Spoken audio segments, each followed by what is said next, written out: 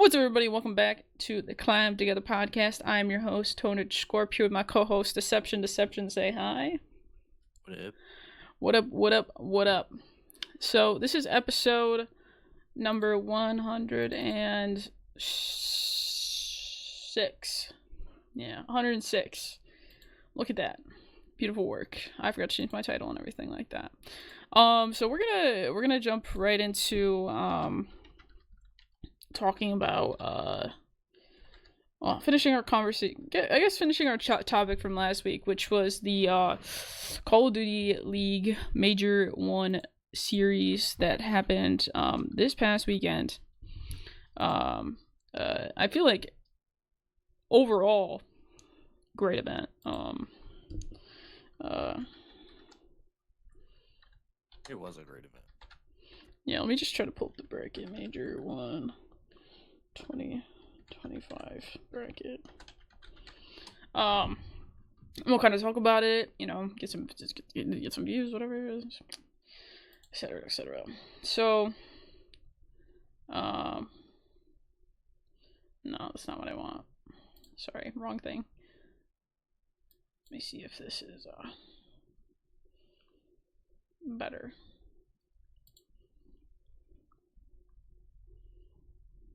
Nope. Bracket, okay. Hold up the official bracket so we can look and see. But so what we got going on here? So actually, let me pull up our bracket too, so we can kind of do like a compare and contrast. You guys aren't gonna see our bracket, but I'll read out our predictions. Mainly, I mean, our big first upset, I guess. We got pretty much almost the entire winners round 1 right, except for Optic versus Heretics. But I feel like this was a match that I don't think this is like Optic's performance at this major. I don't think was predictable. I don't think anyone was really expecting them to do this bad. I mean, we were expecting them to win. I expected them to start maybe a little bit slow because that's usually just how Optic operates on lands. You hope that if you're an Optic fan, you hope that they get like a bottom 4, bottom 6 team at land for the first match because they usually start off slow. I don't know why. They just always do. They started off slow and they nearly recovered it, but they couldn't quite get it into game 5. We did perfectly, I think. Wait. Except for their last game, we perfectly predicted the Royal Ravens run. 3-0 against the Falcons. 3-1 against the loser of Heretics and Optic. Yeah, sadly, they had to go through Optic to make this run. Yeah. So the losers the winner between Texas and the Gorillas, they went 3-1. We predicted 3-1. And then they went against Ultra. And they won 3-2. We predicted that as well. And then we had them going 3-2 against Thieves in elimination round 4, and they went 3-1 against Heretics. So that wasn't really predicted, but Heretics finishing top 3 wasn't predicted. No, that was totally crazy. I think they kind of fed off the European energy this past weekend, having all like the Spaniards there and everything. So I mean, they kind of got obliterated by Thieves. Oh, for sure. But I mean, Thieves were like, I don't know. I think both FaZe and Thieves were really just on their A game, and unfortunately, FaZe bested them both times. But I mean, they put up a legendary fight in those grand finals. I mean, they definitely came back, and I think something that like is a testament to this as well is like even Nadeshot, who's been kind of low key shitting on them consistently, has been like, yo, like they killed it this weekend. Like that was a great match. So I mean, they low key deserved it for the minor performance, but yeah. What are you gonna do? I think they definitely like proved themselves, and I think FaZe also proved themselves again too. That they're still such a force to be reckoned with. And you know, don't want to stop them. But I mean, some really standout performances though. I mean, Royal Ravens really came out and did it this weekend. Same thing with the Heretics. Um, it definitely proved a lot of things that we were expecting just another top four kind of season, where the same four teams were the ones winning or getting the top spots. But I think the fact that Royal Ravens and Heretics did so well this major, um, it proves that there's a little bit more depth in this in the league this season. I mean, we've got Falcons who are just like bottom of the barrel and probably won't get much. They won a series yet. I don't think so either. I don't know if we can check They've that. only went Select to team. Game 5, I think, like once or twice. Falcons, and, like, their apply S&D filter. is so bad that I wouldn't count on them to win a series in 5 games. Yeah, they're 3-0, and that they're got 3-0'd in the minor, and the qualifiers. They've gotten 1, 2, 3, 4. They've gotten 4 map wins this entire series. Yeah, so they've barely been able to get enough map wins to win a series. Yeah, they have 4 map wins. And you just can't count on. They're not quite like they're pretty good at respawn, but they're not good enough to close a lot of games out. They make a lot of they make a lot of plays that leave you scratching. Leave you scratching your head. You're just like, what? Like they shoot really well sometimes, but sometimes the plays that they make are really bad. It looks like I don't know. Their S&D is so bad that I don't. If they will have to win a series 3-1 to win a series like that, I don't think against any team they can win a 5-game series. I don't think so either. They're in a rough spot. They need to make they either need to make some changes or something because it's not. They need to get Clayster on there. Need to rip Clayster out of retirement. Yeah, get him on the team, or even have him coach the team. I mean, there might be some language barriers, but I mean, most of these teams speak English at least a little bit. I'm pretty sure they speak. What? I don't. It's just really rough. Yeah. I don't know what they're gonna do. I mean, this team is kind of like they really have to prove themselves this season. I mean, it's not like we didn't expect it because these guys played well. This team obviously has made a change since EWC, but this team played at EWC, and yeah, they did about the same. They got absolutely obliterated. They played well. I mean, unfortunately, I think they played FaZe like in the. They were in the group with FaZe, I think, and they were just getting destroyed. I don't think they won a map. No. I mean, I think I'm not trying to think here. I mean, this is just a theory based off of my brain and how it works. If they don't add more teams into the into the league next year, there might be a possibility that Dallas buys out Vegas' spot. Not Dallas. The Dallas Empire. Yeah. Empire. I mean, possibly, but then I don't know how much they would want to have 2 teams representing. I mean, they have 2 teams representing LA. Yeah, but that's typical of most sports. Yeah, but Texas. I mean, there's the Houston. If you look, at football, there's the Texas Cowboys and the Houston Outlaws. Not Houston Outlaws. The Houston, Houston Texas Cowboys. Yeah. Wait, no, it's the Dallas Cowboys. Oh boy! It's been a long day. Supposed to be a football fan, by the way. I only listen to the Buffalo Bills, and that's it. And I don't watch. I listen. I want to get that right. I don't watch the games, but I listen to them. Because usually they play on Sundays and I'm at work, so I can only really listen to the games. Shoutcasting, love it. What was I saying? Yeah, what's the Houston? Weird for Optic to be the Texas team, and then there's just Dallas Empire. Yeah, I mean, yeah. Optic is all of Texas and Dallas. Oh, we have the Empire. What's the football teams in Texas? No, I want the NFL. The Houston Texans. Okay. That's what it's called. Well, I mean, there's the Texans, which is like, and then there's the Cowboys. So, I mean, and then there's the Empire and then Optic. Yeah, but they're representing. The thing is, they're representing two different cities in Texas. That's fair. You got a point. Whereas, but Optic Texas is just like all of Texas. Well, there's the New York Jets and the New York Giants. Yeah, but they represent like New York City, basically. Even though the Jets, they both do. Ever played in New York City? No, I mean they're more in New Jersey, but like name-wise, I mean, I don't know. I don't think Optic's going through another name change. I think like that's too expensive for them at this point. I mean, they already got sued when they changed from the Huntsman because someone got a tattoo. But I don't know. I feel like they could get back in the league. I think they might, try to represent a different part of the country. I mean, they might still be. I mean, most of them are based in Dallas, like they're based in Texas anyway, because of just like where the gamer.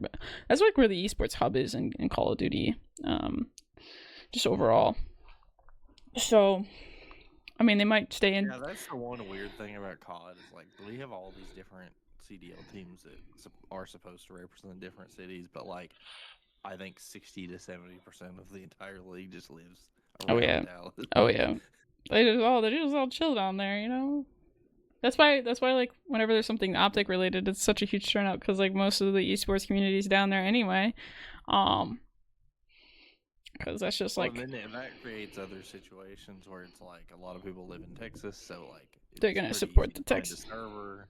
Like, but then like you have the FaZe guys who live in Atlanta, so their servers are like all over the place, and then like the Surge have relocated their players to Vancouver, and they arguably have the worst servers of all the teams.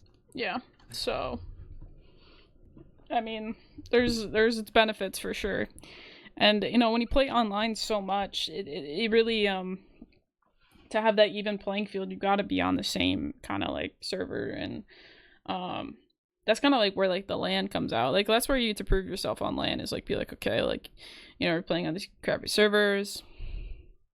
Now it's time for us to show out, which may have been what happened with FaZe. Like they played pretty crappy online. There was like a BO4 style just LAN pro league because I don't know. Like obviously, like online is an interesting component because that's how like 99% of people play video games. 99% of people are never gonna go to a LAN. Mm-hmm. But like when it comes to like playing professionally, it's like playing on these servers and always having these ping discrepancies and this coming up like once every so often is that just shouldn't be happening. Mm-mm. We should just play on LAN strictly. Like even if we just have to play every LAN, like every league match on LAN from like the esports arena in Arlington, like do that. If that's what you have to do, then do it. Yeah. I mean, like I feel like there was a little bit more competitive integrity there. I mean, obviously like the online matches save money and like travel costs, which is like understandable if you look at it from like a business perspective. I mean, it's really expensive right now in esports and a lot of organizations are hemorrhaging money because they can't afford these players' salaries and everything like that. So I mean, and traveling is not usually cheap unless you book way out in advance, and even then sometimes it's not. And then you've got hotels and that kind of stuff. I mean, you could also make the argument that like with the way that PC COD works and the way that they have made the game for PC, that technically even playing on LAN is still technically playing online because you still have to be connected to a server, and there's still like a little bit of latency. There's like it's not like the old like when you could play local and everybody had 0 ping. Like everybody still has a little bit of ping, but it's like 10 or 12. Like it's low. 10 or 12 is way better than these things where like Cloud9 was trying to play against Surge or whatever, and they had like 100 ping. Like I would take 10 or 12 over 100. Me too. I mean, that's just the way the cookie crumbles, I guess. I don't know. I definitely think there's some restructuring that they can do to kind of make it a little bit more efficient and a little bit better for the players. I mean, even like, Optic, who, are playing in a state-of-the-art facility, still complain about like latency issues and everything like that. So it's not really something you can avoid. They're supposed to have about the best ping in the league because I'm pretty sure at that. I'm pretty sure at their facility they get like 1 ping. Yeah.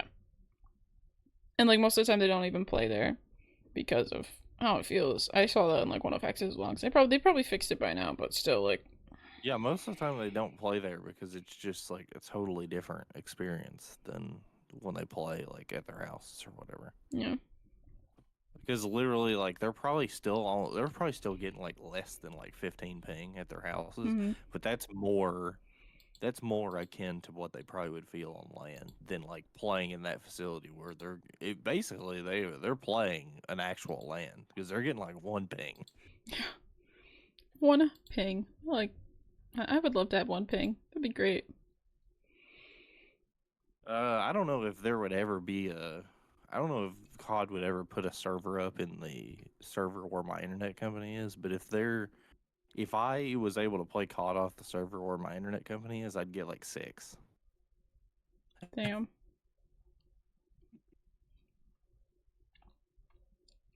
Damn 6. Wow. Wow, wow, wow.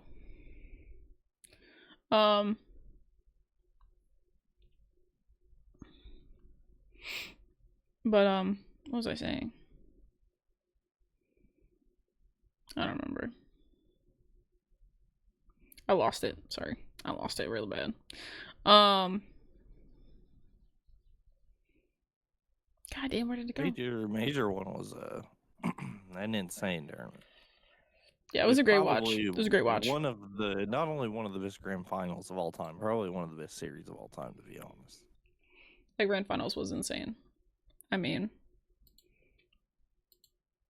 close. The Close. fact that it went all the way to game 7, round 11, like, Yeah. and it basically came down to a 1v1. Which is like In a sense, it did. I insane. mean, not literally, because FaZe ended up getting the defuse before everybody died because they were already on it. But there was a 1v1 that, if it had been won by the Thieves, they probably pounce the bomb and get both. At least the guy that was defusing, which probably would have won them the round and the event. Mm-hmm. I agree. It was a good watch though. I watched it at work. I worked like all weekend this weekend. It was really horrible.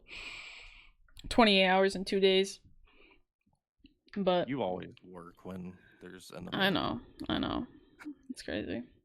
Yeah, I worked to 16. Event comes up and your work is like, yep, it's time to work. It's like time to work me all weekend. But I did watch at work, which was pretty great because it was so early.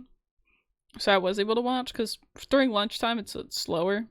So I can pull up my phone, my laptop and watch, and that's what I did. I watched while I chopped things. Did some prep work and everything like that Saturday and then Sunday. Don't pay too much attention while you're chopping things. You might take a finger with I know. I mostly listen, if anything, and I watch a little bit. I have almost taken my finger off doing that. But nah, it was good. It was like a nice little thing. It likes what got me up in the morning, to go to work. So I was like, oh, I gotta watch COD. I'm like, oh, I also have to be at work by 11, so I probably should get up. Cause you know how like my job works, where like it's till 3:30 in the morning, right? Like it's pretty late. Yeah, that was the one interesting thing too about the major was like I'm so used to like COD starting after I've already been like awake for a couple few hours and yeah. like. And then I'm like anxious to like start it. I'm like, please, can we like start this already? Can we get and it then, going? Like, it goes to like 9 or 10, and I'm like, holy crap, this event has been going on for a while. But that didn't really happen because like I liked it this early. Most of the time I was waking up, we were already 2 matches in, and then like by the time that matches usually would be starting, it was over. And I was like, okay. I don't know. I feel like on like the normal schedule, it feels like it takes all day. It takes my entire day to watch COD when it's on the normal schedule. On this earlier one, like I like was able to wake up, watch it, watch all the matches because I wake up. I wake up early. I have to wake up early for school and class. Well, school and class is the same thing. School and work. Yeah. So I have to be up early anyway. So it was like, boom, woke up, maybe missed a round or two, but I hit it pretty early. And there was a couple times where it was like 8:30 when the matches were starting.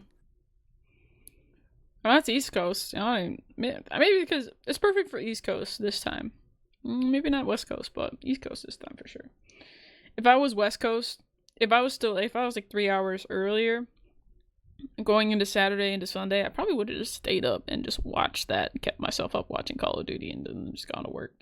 Because I worked open to close Saturday, which is 11 a.m. to 3:30 a.m. And then I was only supposed to open on Sunday from 11 a.m. to 4 p.m. But one of my coworkers called in sick, so I stayed till 10 p.m. So 28 in 2 days. Having to stay up just to watch COD just makes me think about the insane things you would have to do if you were an F1 fan residing in the U.S. because you'd have to do stuff like that. Yeah, because F1's based in Europe, right? There are a lot of races where they're across literally there's usually whenever they have the race in Singapore, it's at 2 a.m. Oh my god. Could not be me. Mm-mm.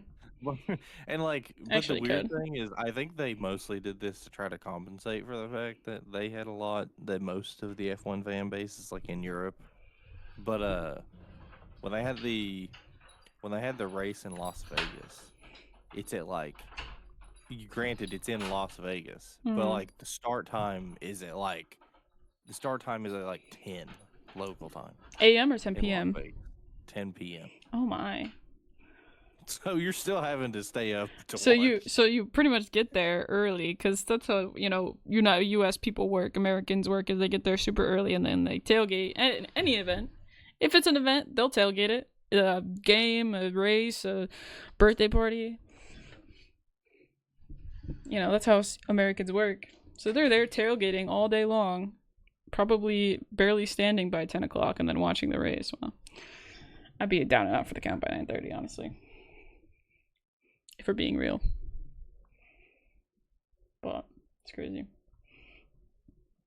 I don't know, but I like this. So anyway, we got a week or two off. 2 weeks off, starting on Valentine's Day. Starting back up on Valentine's Day. Yep. With LA Thieves versus good Valentine's Day present, CDL starting. Mm-hmm. And we're moving into the Major 2 territory, which is the Optic Texas Major, which is sick. Yep. So, and then we've got a minor. It's worth noting that we had an announcement. I think it was, I don't remember if it was before the major or during the major, but we had an announcement that not only will CDL Major 4, which was still at the time up for debate as to what was going to happen. They hadn't announced a host where it was going to be or anything. They announced that it's going to be at DreamHack Dallas. Oh yeah. And shortly after that, it got announced that Halo was also going to have a major at DreamHack Dallas. So that's going to be big. Fun fact, that will be the first time since 2011 that COD and Halo have been at the same event in the same venue at the same time. That's going to be insane. That's gonna be the one to go to, honestly. If you want to go to an event this year, that's gonna be the one that you want to go to. So, I mean, it's gonna be good. It's gonna be good. But it's in May too, so. Oh, that's right after the semester ends.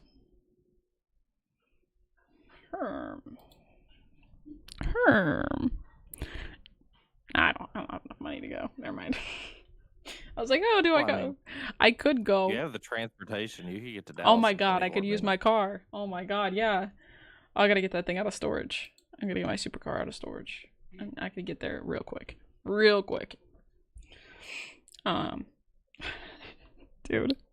I told someone that story the other day, and it really is. You had to be there. It really is a you had to be there kind of thing. Because people just don't find it as funny as it should be, Because people don't find it as funny as if you were there in the initial moment. You had to be there. You had to be that group of 7 people that were just in that call in Discord on a random freaking day, random Just weekday, hanging out. just You were hanging out. just you were just talking about how you were possibly going to be going to college in Texas, and you were like, Yeah, man, like it would take me like 24 minutes to get down there. I was like, and I think I don't know if it was you or like he was like 24 minutes. And I think Yeah, I was Stowe, like, how fast is your car, bro? and Stowe was just like, where are like what? And I was like, and then there was like the you got a supersonic car. and then you're probably gonna hear like the face bomb noise that I made. But dude, I joke about that all the time. From New York to Texas. And when people are like, "Damn, I got a really long drive ahead of me," I'd be like, "I got a car for that," but like they don't get it. They don't understand. Yeah, it's one of those you had to be there kind of things. I mean, you'd have to have a super fast car, like even Oh yeah, a little bit more than supersonic, because from New York to Texas has got to be like 1,000 miles. it's 1,500.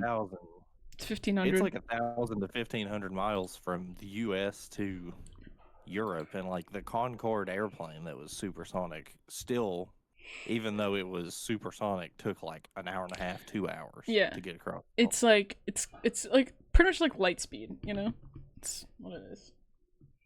It's light speed travel. The 24 minutes really is like 2, but you have to get in there and it has to warm up, and you have to drive for like a little bit, you know, on the road, and then take off, and then you have to like get up to speed to where you can jump to light speed, and then you have to jump out, and you can't just jump to light speed, you'll probably die. Yeah, so you have to warm it up a little bit, get it to a certain speed so you can jump to light speed, and then you can't just get right there. You have to like do it a little bit before, because you have to like slow down from that speed in order to land. You know, there's this whole science to this special car that I so have. And yes, it's a car. It's like if you've ever seen Rick and Morty, it's like Rick's car kind of thing. You know, we're building a lore right now. We are building. This is Tone Lore. Man, I really should I need someone to like one day when we make it in like the Scorpion Syndicate, I need someone that, you know, I need someone to make a documentary about all the Tone Lore that I make up. Like go through like the Granny Tonage stream and really like get the lore from there too. Her like 5 husbands, the one she divorced because he got rid of a lamp. Like, we gotta make this happen, guys. Gotta make this happen. I think I should bring Granny Toners back. Honestly, I think I would. What do you think, Deception? Do you think Granny Toners should make a comeback? I would love it. Cause I mean, she's still kicking it. You know, she's still kicking. She's a strong old woman, you know. She's not going anywhere. But I had to send you that. I had an idea. You had to send me an idea? Yeah. Where? Oh, I see it.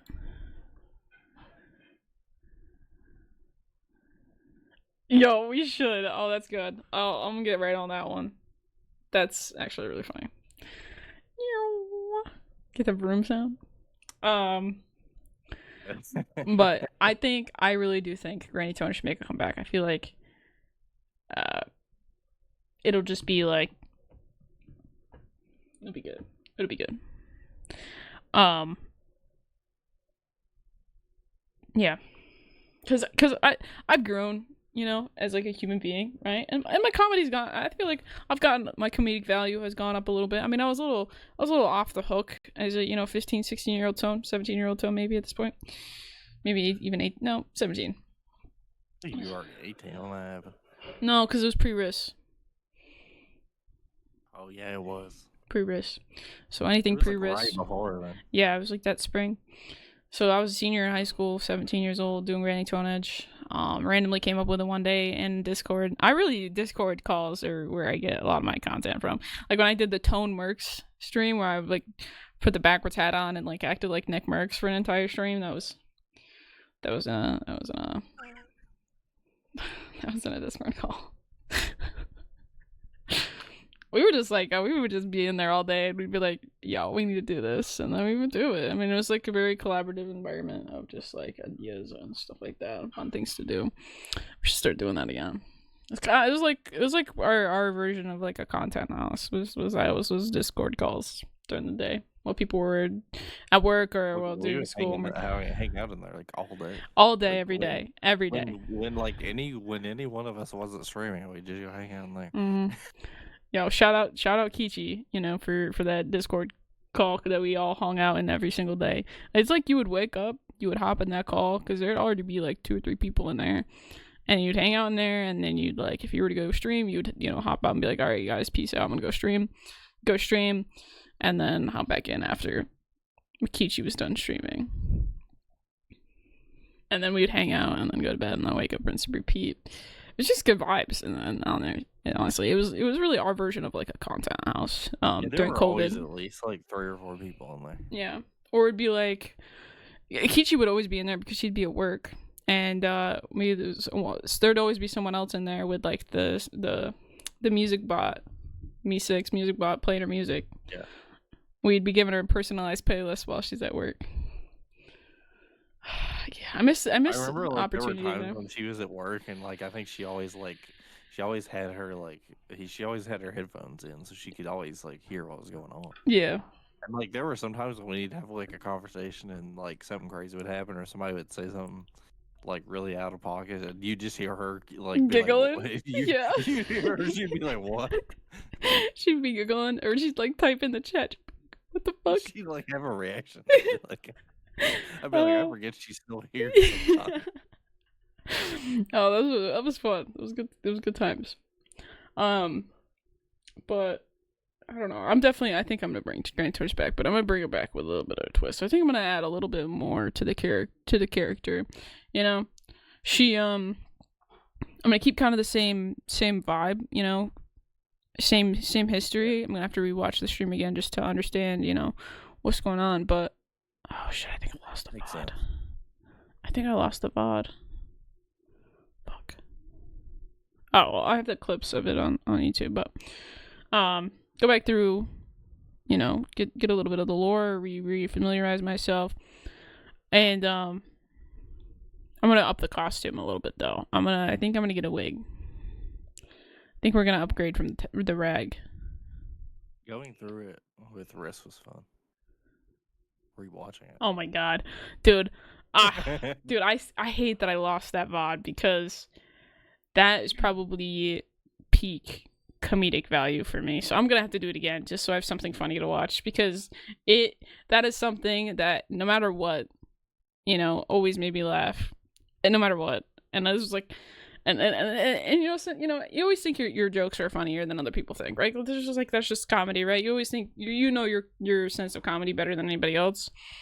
So like, you're gonna make yourself laugh better than anybody else. But I literally would be crying laughing, especially like when I was playing with like you, or like I think playing with me like Munchkin and Luther, like when they were playing with me too, because they would be saying stuff and I'd be like, "It's okay, sweetheart, it's okay," and I would just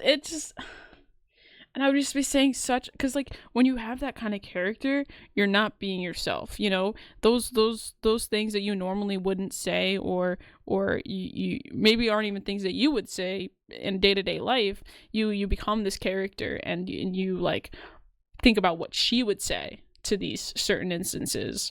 And with Granny Toneage, she is a really old woman, she's had lots of husbands, which is totally different than either one of my grandmas, by the way.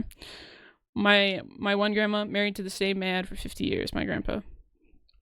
50 years they were married, until he passed away last year. My Nana, she's only been married twice. Once to her first husband, who she shared a kid with, and then once to my grandpa. And so like, none of my grandmas were like that. So like, that's the embellishment. But when Granny Toneage talks about me, she talks about my mom the way that my mom is, and my dad the way that my dad is, my stepdad the way that he is, and then me about the way that I am. But she is more of like a figment, like everything else around her, like everything that like it ties to me is real, but everything that is her is made up.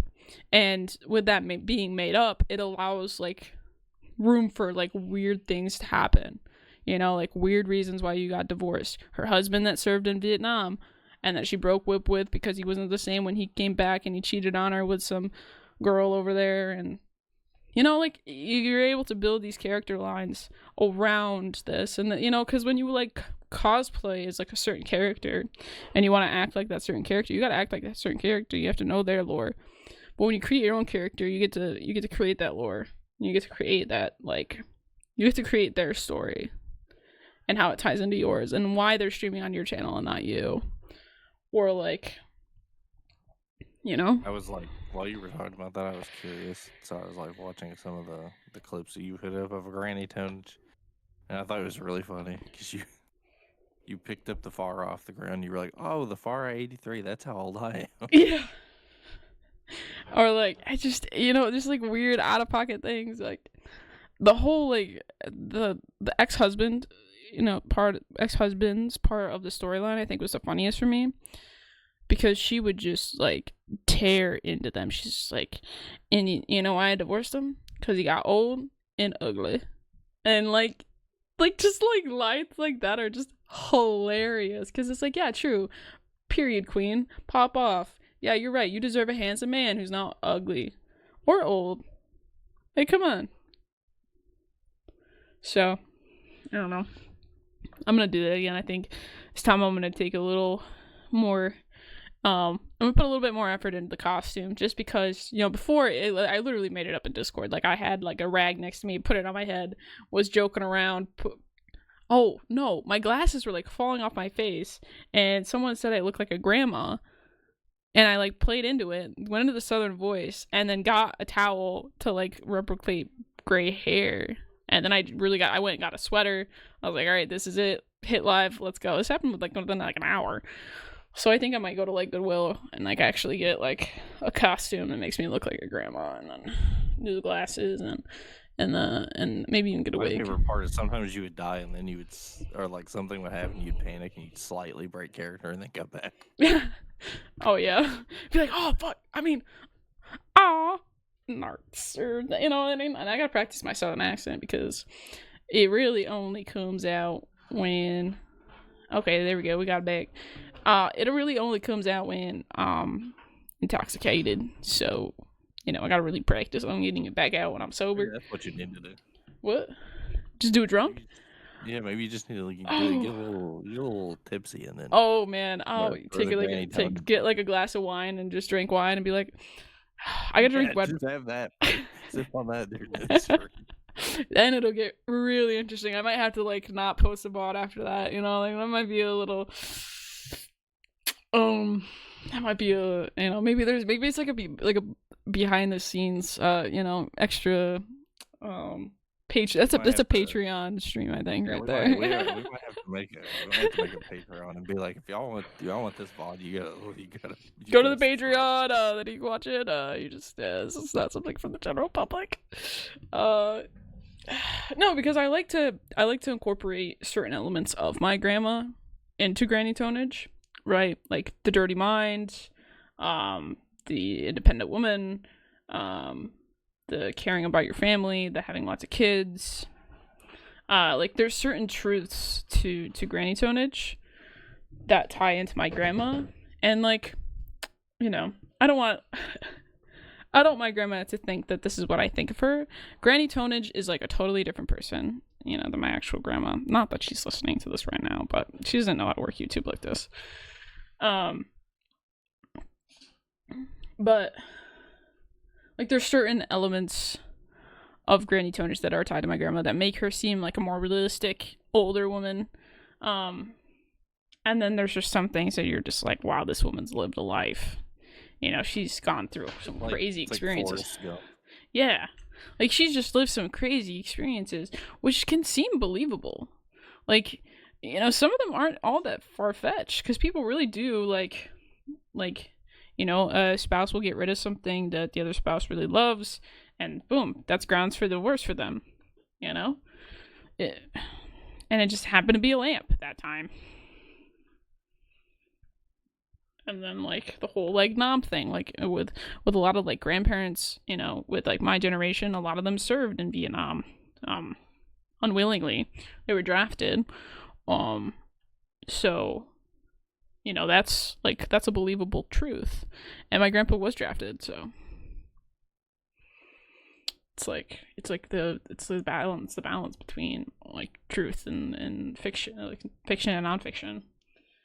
And I think I did a really good job with it. I mean, I really I went for it. I wrote down like instructions for Granny Toners to follow on how to start the stream. Like, it was good. It was good. I'm definitely gonna do it again. I just gotta think about like, I might make it. Honestly, I might make it a goal. You know, follower goal. I hit 1,000 followers. No, I'm just gonna say it right now. All right, I hit 1,000 followers on Twitch. I'm doing Granny Toners again. All right, I hit 500 followers, 500 subs on YouTube. I'm posting the VOD for everyone to see. That's what it is. Okay. You guys want to see Granny Toners again? 1,000 followers on twitch.tv/tonage_score.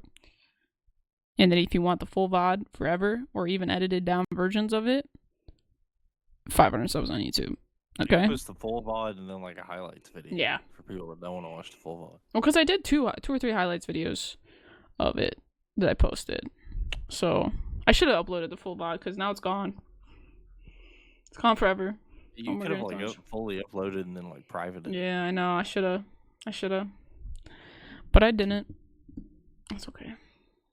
It was just such a good. It's just so we have the highlights. We're good. We good, and I'll always have it right here in my brain. You know, I'll never forget that experience. That stream is like a core memory for me. That's probably one of my favorite streams I've ever done.